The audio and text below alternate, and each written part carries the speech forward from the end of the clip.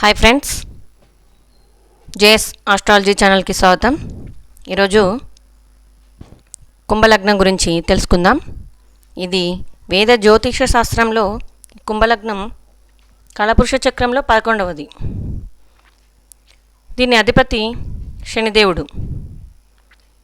Okay, ఇక ఇది ఈ లగ్నంలో జన్మించిన వారి లక్షణాలు మరియు వారి ఆర్థిక స్థితిగతులు ఎలా ఉంటాయో చూద్దాం. మరియు ఈ లగ్నంలో జన్మించిన వారికి శుభ మరియు అశుభ గ్రహాలు దాని గురించి కూడా తెలుసుకుందాం. ఈ కుంభలగ్న జాతకుల వ్యక్తిత్వం ఎలా ఉంటుందంటే, ఆలోచన విధానం చాలా తెలివైన వారు, తార్కికం లాజికల్గా ఆలోచించేవారు మరియు దార్మనికులు. ఓకే, సమాజంలో కంటే భిన్నంగా వీళ్ళు కొత్తగా ఆలోచిస్తారని చెప్పవచ్చు. ఇక వీరి స్వభావం అందరితో స్నేహపూర్వకంగా ఉంటారు, కానీ తమ మనసులో నిజమైన భావాలను అంత త్వరగా ఎవరికి చెప్పరు. రహస్య స్వభావం కొంచెం ఎక్కువే. ఇక వీళ్ళకి సామాజిక స్పృహ చాలా ఉంటుంది. సమాజ సేవ, ఇతరులకు సహాయం చేయడం, అన్యాయాన్ని ఎదిరించడం వీరి నైజం. స్వార్థం చాలా చాలా తక్కువగా ఉంటుందని చెప్పవచ్చు. వీరి లోపాలు ఒక్కోసారి విపరీతమైన మొండితనం ప్రదర్శిస్తారు. భావోద్వేగాలని దాచుకోవడం వల్ల ఇతరులకు వీరు కొంచెం కఠినంగా లేదా ఒంటరిగా ఉన్నట్లు కనిపిస్తారు. ఇక వీరికి లగ్నాధిపతి శని అవ్వడం వల్ల ఈ లగ్నానికి ఏ గ్రహాలు శుభులు మరియు ఏ గ్రహాలు పాపులో చూద్దాం. ఇక్కడ శుభగ్రహం 4 మరియు 9వ స్థానం భాగ్యస్థానానికి అధిపతి అయిన శుక్రుడు అత్యంత శుభగ్రహం మరియు యోగకారకుడు.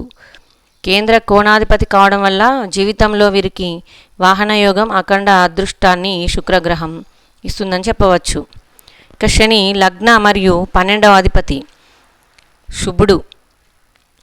లగ్నాధిపతి కావడం వల్ల ఆయుష్ని, సమాజంలో ఉన్నత స్థానాన్ని, స్థిరత్వాన్ని ఇస్తాడని చెప్పవచ్చు. ఇక బుధుడు 5వ అధిపతి శుభుడే. ఇక్కడ సంతాన మరియు బుద్ధి స్థానం కావడం మరియు 8వ స్థానాధిపతి అవడం వల్ల మంచి తెలివి, అంటే పంచమాధిపతి కావడం వల్ల మంచి తెలివితేటలు, ఉన్నత విద్య. 8వ అధిపతి అవడం వల్ల లాటరీ లేదా ఆకస్మిక ధనలాభాన్ని కూడా ఇస్తాడు అని చెప్పవచ్చు. ఇక సూర్యుడు కలత్రకారకుడు, సమగ్రహం. ఈ శనికి శత్రువైన సప్తమాధిపతి కావడం వల్ల వివాహ జీవితంకి ప్రాధాన్యత కలిగి ఉంటాడు. ఇక చంద్రుడు 6వ స్థానము అధిపతి, అంటే 6వ స్థానం శత్రు రోగ రుణస్థానం, అశుభుడు.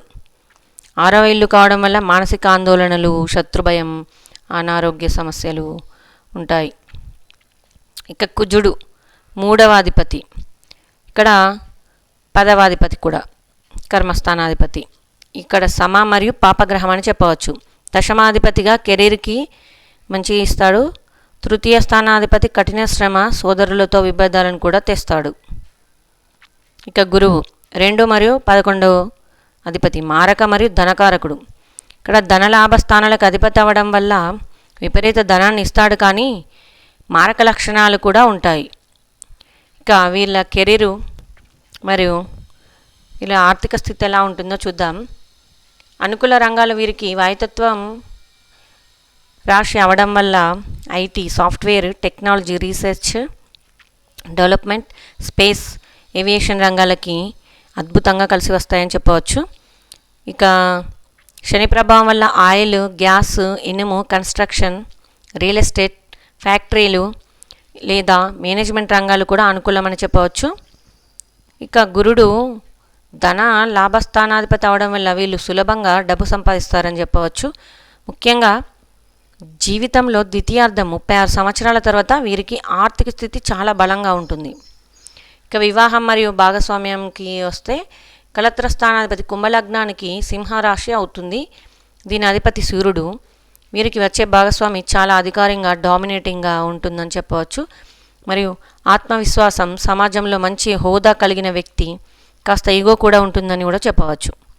అంటే లగ్నాధిపతి శని, సూర్యుడు సప్తమాధిపతి ఒకరికొకరు శత్రువులు కావడం వల్ల భార్యాభర్తల మధ్య అహంకార సమస్యలు, ఈగో క్లాషెస్ వచ్చే అవకాశం చాలా ఉంటుంది. సో వీళ్ళు ఒకరినొకరు అర్థం చేసుకోవడానికి సమయం పడుతుందని చెప్పవచ్చు. ఇక కుంభలగ్నానికి యోగ ఫలాలు ఏంటంటే ఈ కుంభలగ్నానికి అదృష్టం కోసం నీలం లేదా వజ్రం ధరించడం శ్రేయస్కరం. ఇక కనకపుష్య రాగాన్ని అసలు ధరించకూడదు. అదృష్టమైన వారాలు శుక్రవారము, శనివారము మరియు బుధవారం అనుకూలమైనవి చెప్పవచ్చు. ఇక పరిహారాల విషయానికి వస్తే లగ్నాధిపతి శని, ఈ శనిదేవుని అనుగ్రహం కోసం ప్రతి శనివారం నియమాలను పాటించాలి. హనుమాన్ చాలీసా పారాయణ చేయడం కూడా మంచిదే. ఇక లగ్న యుగకారకుడైన శుక్రుడి అనుకూలం కోసం లక్ష్మీదేవి ఆరాధన, దుర్గాదేవి ఆరాధన చేయడం వల్ల అఖండ విజయము లభిస్తుంది. ఇది ఫ్రెండ్స్ కుంభలగ్నం గురించి. Okay friends, thank you for watching. Share and subscribe.